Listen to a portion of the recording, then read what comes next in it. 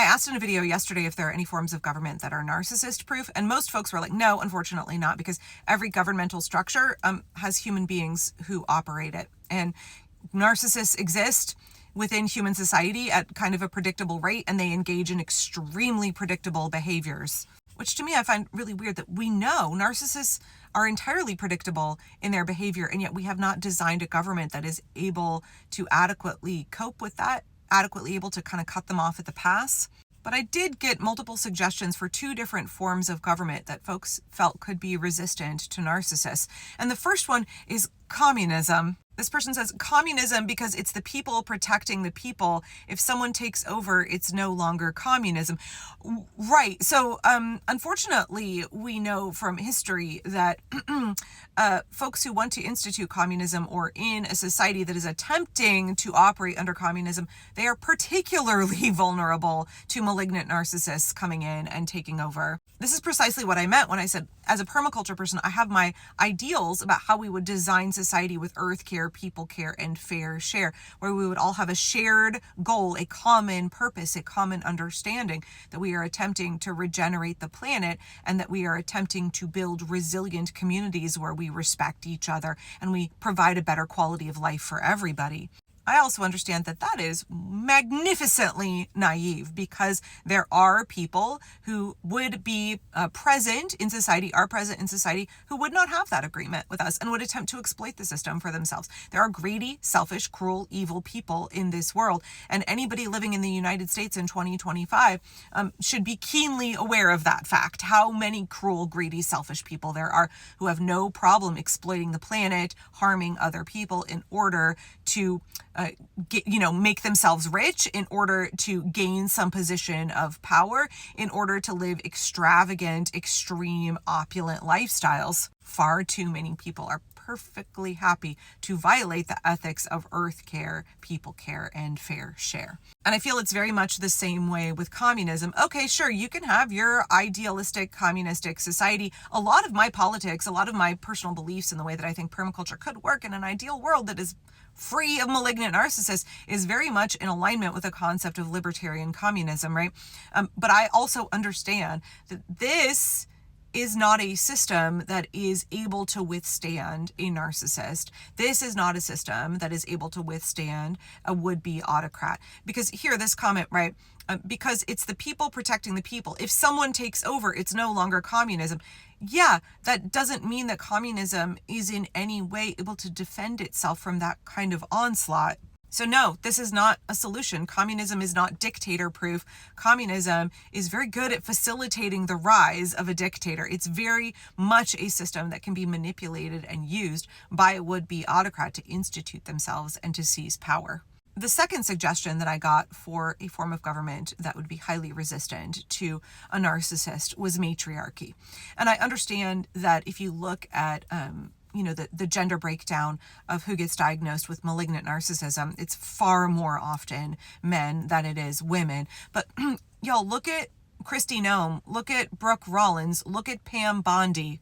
Yeah, throughout history, it is most often men who become terrible tyrants. It is most often men who are diagnosed with malignant narcissism. And so I guess I want to explore or flesh out this idea a little bit more, that a matriarchal society is more resistant to malignant narcissism, more resistant to being dismantled and taken over by an autocrat.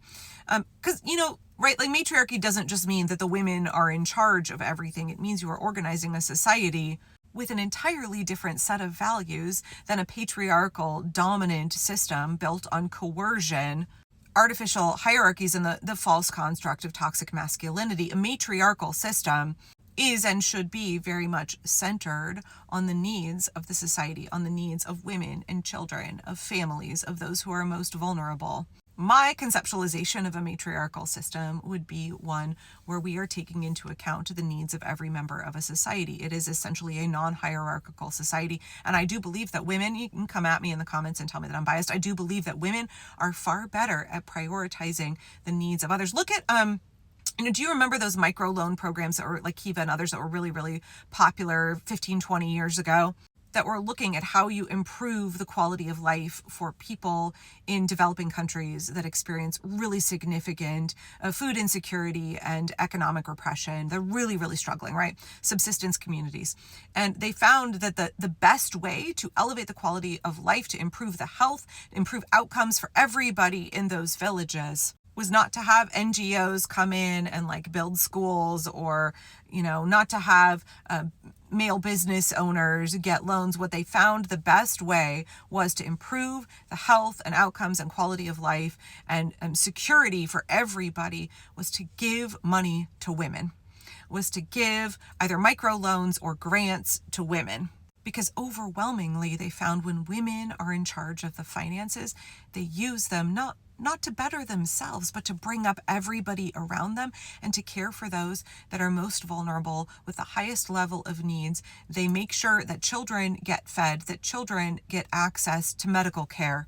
They found that if men were given that money, they would just spend it. But if women were given that money, they would invest it very wisely. They would create businesses that filled a need in the community. And then not only would they take the profits and bring up the quality of life for their own family, but they would do things like build schools, make sure that kids in the village got an education, make sure that they increased food security for other people who lived near them. They would take profits from their business and they would give it to other women so that other women could also start businesses.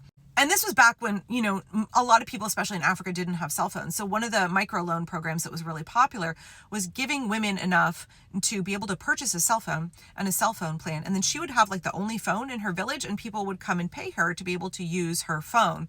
Another really successful one was giving women money to buy livestock so they could start their own small dairy or a flock of chickens for an egg and poultry business. Women would take that money and they would buy a sewing machine, and then they would open up a seamstress shop. We could argue that it is the patriarchy, it is toxic masculinity that has made men so divested from the life of the community, so unable to tap into the needs in the way that women are able to do that. That's why it's really crucial that we deconstruct the patriarchy, because it hurts not only women, children, it also hurts men. But unfortunately, men are heavily enculturated in the patriarchy in a way that makes them have a significant lack of understanding and skills that women have in abundance. Right, I think it was a couple of months ago that I said, I believe we do need a matriarchy, in particular, one that is not led by white women. But if we wanted a more just and resilient society, a society that actually cared for everybody, we would have a matriarchy. But would that society be able to tackle the problem of a malignant narcissist? I don't know. And I'm not sure if this is a question for psychiatrists or historians, or if maybe they could come together and give us some perspective and also bring in all the poli-sci folks, because I just see malignant narcissists play out this pattern over and over and over again, where we know that their behaviors are predictable. We know that the things that drive them, their motivations, are incredibly predictable. And yet we seemed destined to repeat this process where we don't take seriously what is happening until the narcissist is quite advanced in the implementation of their terrible vision of their plans. It takes us a long time to get our shit together and take it seriously. There were folks sounding the alarm in 2015 that Donald Trump was using authoritarian language, that he was a narcissist, that there was a high risk that if he got elected president, he would attempt to institute an authoritarian government in the United States. And those folks got laughed at.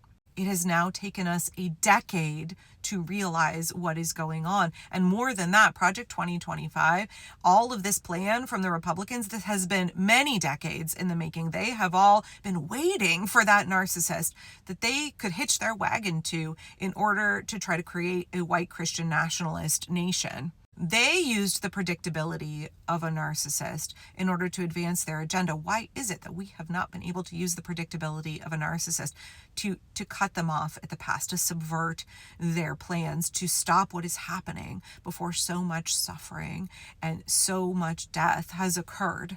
I don't know that I see how a matriarchy would stop this earlier. And I guess I'm really wondering, what would it look like to create a government? What would the plan be?